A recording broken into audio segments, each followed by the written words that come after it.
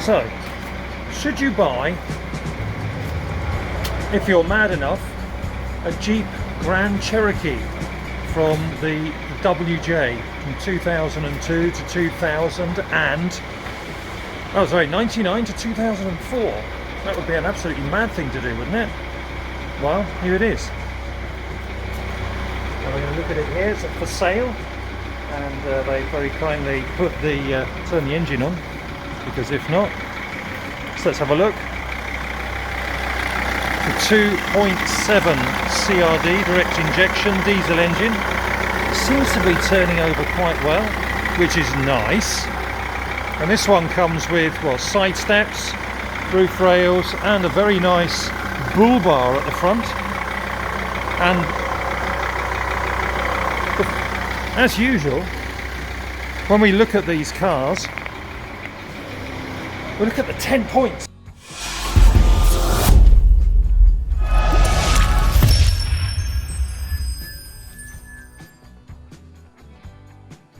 First one is, what sort of traction 4x4 system does it have? Well, in here you can see that it has the famous Quadra-Track, which in fact in this car is Quadra-Track 2. So it has traction control, which is supposed to be cleverer than the average one. I'm just testing to see the air conditioning here, because see if it actually works. Sorry, while I'm doing the 4x4 system. Oh yeah, that definitely works. Oh yeah. Oh, that's excellent. God, that's cold. It's actually not particularly warm today, so I'll turn that off. Okay, has pointer. Okay, so 4-track. I was getting a little bit distracted. Has, you can have it all time 4x4. So this is the all-wheel drive. The traction is actually at the back. It's rear-wheel drive, but if it needs traction, if it detects it needs it, then it sends power to the front. N is supposed to be for towing, which is interesting. And then you have the low range, which actually locks the front and the back. There's no center diff lock on this. Quadra-Track, it's supposed to be a little bit more intelligent than some other 4x4s. The way that it works with traction control again. And the good thing about this is that you can actually get diff locks and an awful lot of accessories for the 4x4 system. So that's very, very good. Yeah, so the difference between this car and the one we're actually looking at in the video is this is Quadra Drive, which has limited slip differential in the 4x4 system. The other one that we're looking at is Quadra Track, and that only has traction control that brakes the wheels. This one is actually is mechanical, so it brakes in a limited slip way the wheels, and it's much more effective. So that's the big difference. I'll just turn the engine off and the lights. Oh, what's this? Wonder why that's making that noise. It's not now. Okay, so that's the traction control. It's normal. People that drive these Jeeps say they're brilliant. The next version of this is the WJ.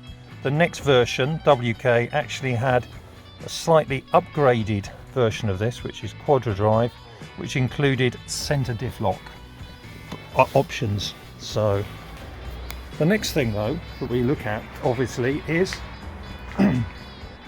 the outside part, which is obviously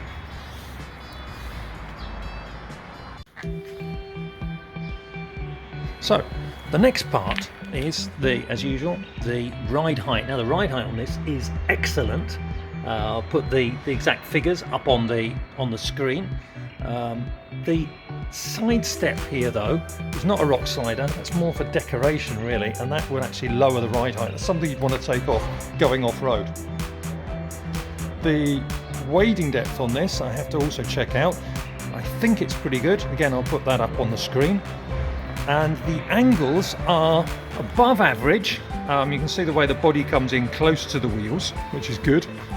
But the back, like many of these estate style cars, like the Sorrento It's got a very big rear end there, hasn't it?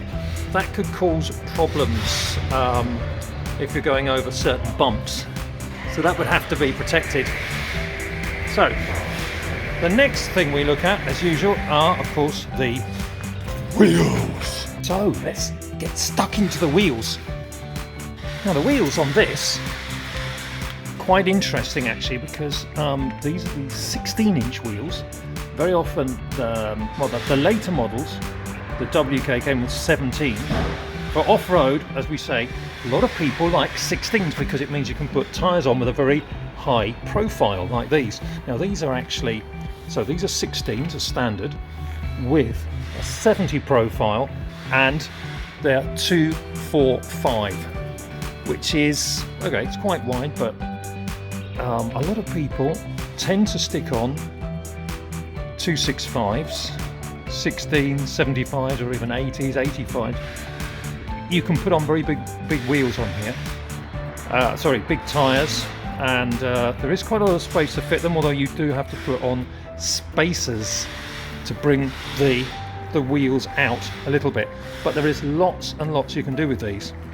So that's wheels, and the next thing you'd want to look at is something that I think this car is one of the reasons why a lot of people buy this car, in fact. As we've said before, real 4x4 people want the body on chassis with a ladder frame. This has it. And another thing, another box it ticks is the rear axles, front and back. So let's go down here.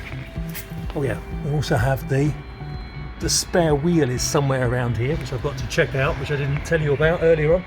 It has a rear solid axle, and the most amazing thing about this is that it also has a front solid axle as well. Everything seems a little bit low. In fact, it seems very low down here. An awful lot of things that could get knocked. This exhaust pipe, and it also looks a little bit rusty, doesn't it? I don't know. Do I really want to buy this? So you'd need to put underbody protection, and you'd want to lift this. So, which brings us to the next point. I'm going to get my jeans all dirty sitting on this dirty floor. This is actually a very famous 4x4 garage here called ayuda.com 4x4. They just basically specialise in 4x4s. So if you want to look at lots and lots of them that you can't afford, this is definitely the place to come. So let's finish the video on this, shall we? Before we start complaining about how much money we don't have. So the other point is it 4x4 ready? Well, as we've said before, it has the frame, it has the solid axle, so out of the box you've got a car that you can definitely prepare. You've got recovery points front and back, you've got the roof rails, you've also got grab handles, and you've got a boot which I think I can open. Can I open this? Not scratching anything? No, I can't really. It's going to hit the window. But there is, I'm just going to leave it on there just a little bit.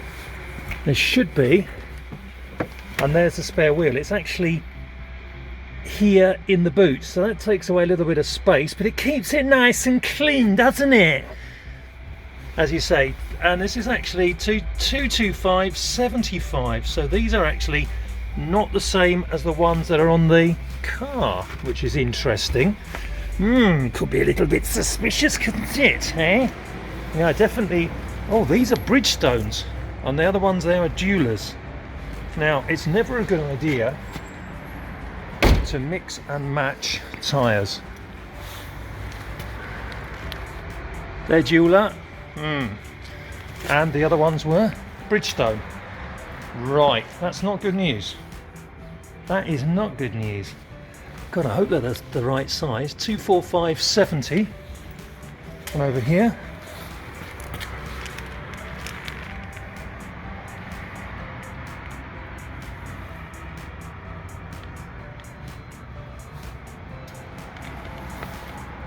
$245.70. They're the same size, but they're different brands. That's not good. So, finally, what about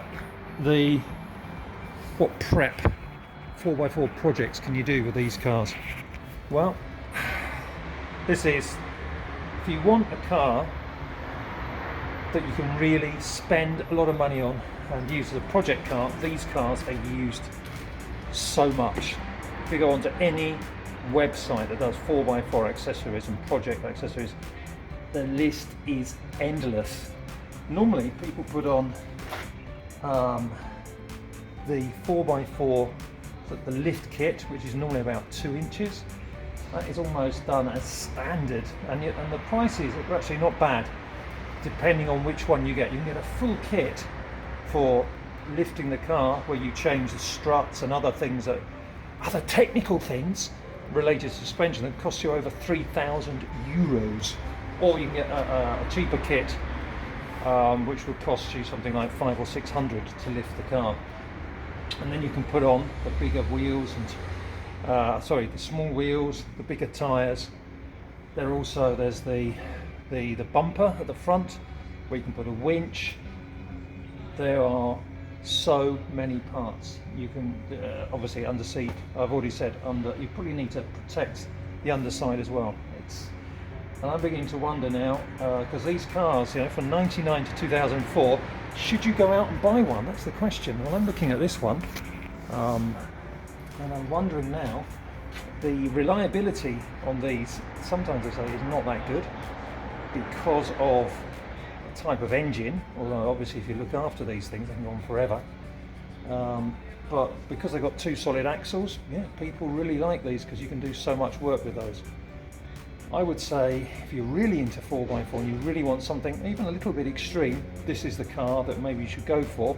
But you've got to get a good one, have a certain amount of mechanical knowledge or quite a lot of money, and this would be quite a good buy. So I'm just going to check this over and see if it really is worth buying. And there you go. Well, if you've enjoyed this video with this car,